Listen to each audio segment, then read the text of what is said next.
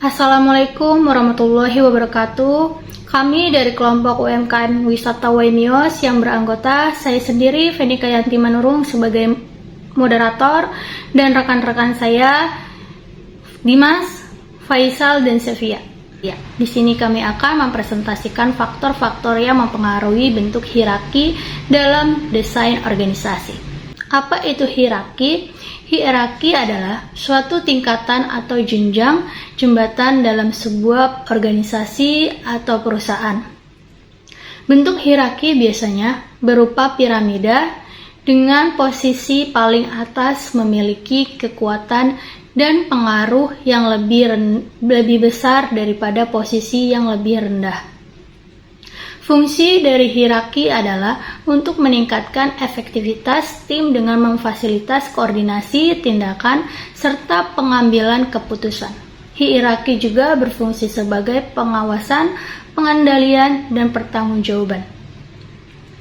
Selanjutnya, faktor-faktor yang mempengaruhi hierarki akan disampaikan oleh teman saya.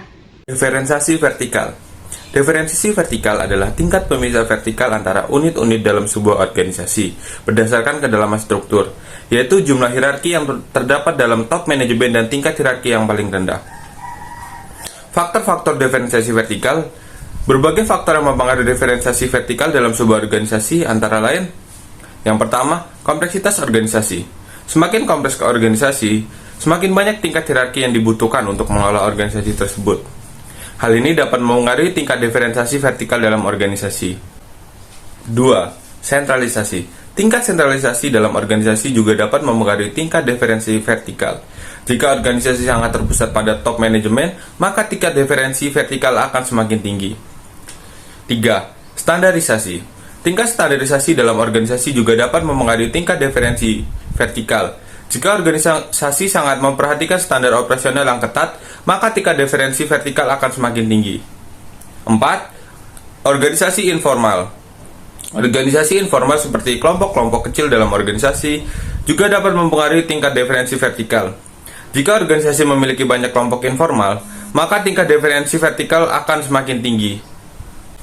Diferensiasi horizontal. Diferensiasi horizontal adalah tingkat pemisah horizontal antara unit-unit dalam sebuah organisasi berdasarkan otoritas para anggotanya, sifat dari tugas yang mereka laksanakan, tingkat pendidikan serta pelatihan. Faktor-faktor diferensiasi horizontal. Beberapa faktor yang mempengaruhi diferensiasi horizontal dalam sebuah organisasi antara lain: 1. Jenis pekerjaan. Semakin banyak jenis pekerjaan yang ada dalam organisasi yang membutuhkan pengetahuan dan keterampilan yang istimewa, semakin kompleks pula organisasi tersebut. Hal ini dapat mempengaruhi tingkat diferensiasi horizontal dalam organisasi. 2. Orientasi para anggota. Diferensiasi horizontal juga dipengaruhi oleh orientasi para anggota dalam organisasi. Misalnya, jika para anggota memiliki orientasi yang berbeda-beda, maka tingkat diferensiasi horizontal dalam organisasi akan semakin tinggi.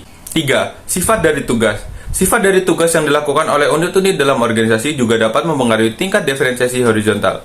Jika tugas yang dilakukan oleh unit-unit tersebut sangat berbeda satu sama lain, maka tingkat diferensiasi horizontal akan semakin tinggi. 4. Tingkat pendidikan dan pelatihan. Tingkat pendidikan dan pelatihan yang dimiliki oleh para anggota dalam organisasi juga dapat mempengaruhi tingkat diferensiasi horizontal. Semakin tinggi tingkat pendidikan dan pelatihan yang dimiliki, maka semakin tinggi pula tingkat diferensiasi horizontal dalam organisasi. 5. Pembagian kerja. Pembagian kerja dalam organisasi juga dapat mempengaruhi tingkat diferensiasi horizontal. Jika organisasi membutuhkan unit-unit yang beragam untuk melaksanakan berbagai pekerjaan yang dibutuhkan dalam rangka mencapai tujuan organisasi, maka pada saat itu terjadi diferensiasi horizontal. 6. Spesialisasi dan departementalisasi. Organisasi ini menekankan pada diferensiasi horizontal adalah spesialisasi dan departementalisasi. Bukti paling nyata pada organisasi yang menekankan diferensiasi horizontal adalah spesialisasi dan departementalisasi. Baik, terima kasih.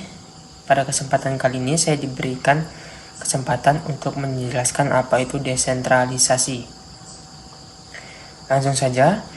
Desentralisasi adalah suatu sistem organisasi di mana keputusan dan wewenang diberikan pada unit-unit yang lebih kecil dalam organisasi, bukan hanya pada tingkat puncak atau top manajemen.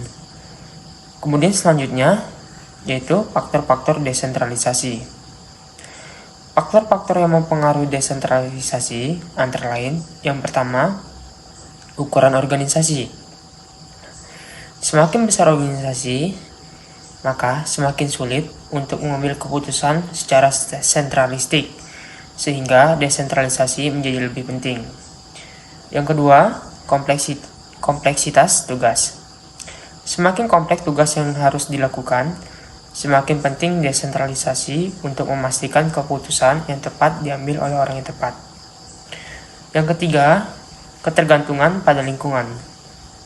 Organisasi yang sangat tergantung pada lingkungan eksternalnya cenderung lebih terdesentralisasi untuk memungkinkan respon yang lebih cepat terhadap perubahan lingkungan. Kemudian yang keempat, keterampilan karyawan.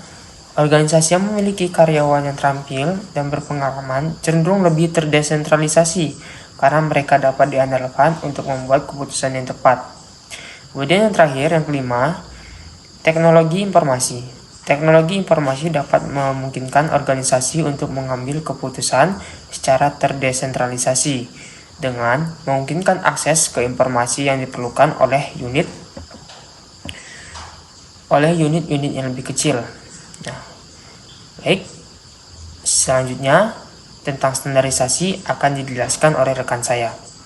Terima kasih. Selanjutnya ada standarisasi. Standarisasi adalah proses pembuatan standar atau pedoman yang digunakan untuk mengukur atau mengevaluasi kinerja atau kualitas suatu produk atau layanan. Standarisasi memiliki peran penting untuk dunia usaha dan organisasi. Beberapa alasan mengapa standarisasi ini sangat penting. Yang pertama ada meningkatkan efisiensi dan efektivitas operasional. Standarisasi dapat membantu organisasi untuk meningkatkan efisiensi dan efektivitas operasional dengan mengurangi biaya, meningkatkan kualitas produk atau layanan, dan meningkatkan kepuasan pelanggan. Yang kedua ada meningkatkan daya saing. Standarisasi dapat membantu organisasi untuk bersaing di pasar global dengan memastikan bahwa produk atau layanan yang dihasilkan memenuhi standar internasional. Yang ketiga ada meningkatkan kredibilitas. Standarisasi dapat meningkatkan kredibilitas organisasi di mata pelanggan, pemasok, dan mitra bisnis lainnya. Yang keempat ada meningkatkan keamanan dan kesehatan. Standarisasi dapat membantu organisasi untuk memastikan bahwa produk atau layanan yang dihasilkan aman dan sehat bagi penggunanya. Yang kelima, ada memudahkan pengawas dan pengendalian. Standarisasi dapat memudahkan pengawas dan pengendalian dalam organisasi dengan memastikan bahwa proses dan produk yang dihasilkan sesuai dengan standar yang telah ditetapkan. Yang keenam, ada meningkatkan kinerja karyawan. Standarisasi dapat membantu meningkatkan kinerja karyawan dengan memberikan pedoman yang jelas tentang tugas dan tanggung jawab mereka. Yang ketujuh, ada meningkatkan kepercayaan publik. Standarisasi dapat meningkatkan kepercayaan publik terhadap produk atau layanan yang dihasilkan oleh organisasi. Selanjutnya, standarisasi itu merupakan hal yang sangat penting karena meningkatkan efisiensi, daya saing, kredibilitas, keamanan, pengawas, kinerja karyawan, dan kepercayaan publik dalam organisasi. Kesimpulannya adalah hierarki adalah struktur tingkatan dalam sebuah organisasi dengan puncak memiliki kekuatan tertinggi. Tujuannya adalah memfasilitasi koordinasi, pengambilan keputusan, dan pengawasan. Faktor-faktor yang mempengaruhi hierarki termasuk diferensiasi vertikal, diferensiasi horizontal, desentralisasi, dan standarisasi. Diferensiasi vertikal berkaitan dengan tingkat hierarki, sementara diferensiasi horizontal berkaitan dengan variasi dalam jenis pekerjaan, orientasi anggota, tugas, pendidikan, dan pelatihan. Sedangkan desentralisasi tergantung pada ukuran organisasi, kompleksitas tugas, ketergantungan pada lingkungan, keterampilan karyawan, dan teknologi informasi. Selanjutnya, standarisasi sangat penting karena dapat meningkatkan efisiensi daya saing, kredibilitas, keamanan, pengawasan, kinerja karyawan, dan kepercayaan publik dalam organisasi. Sekian dari presentasi kami ucapkan terima kasih. Wassalamualaikum warahmatullahi wabarakatuh.